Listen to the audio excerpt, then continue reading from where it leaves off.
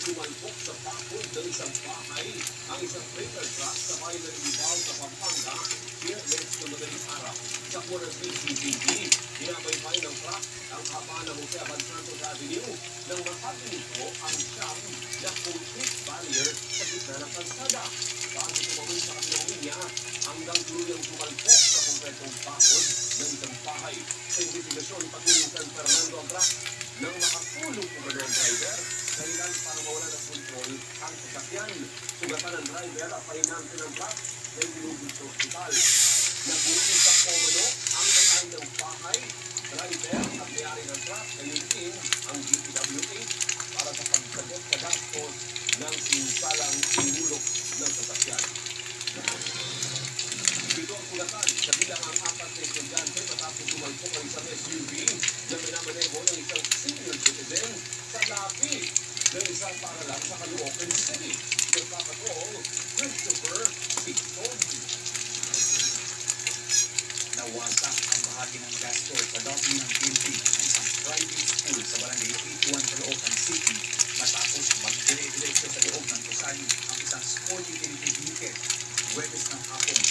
Ito ang sugatan sa bilang ang apat na estudyanteng mobilidad sa investigasyon ng PNP sa halip na preno. Accelerator umano ang natapakan ng 70 anyos sa driver.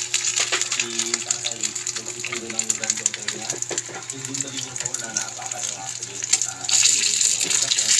Nag-unit po ito na pumasok sa indicator ng YouTube. Hindi ang naturang school po. Lapis ang pag-adala ng kinalang sa mga estudyante ng biktima. Kunti niya, sabay na sana niya tutunduin ang kanyang asawa na nagtatrabaho sa katabing ospital ng eskwelahan at 8 taong gulang na anak.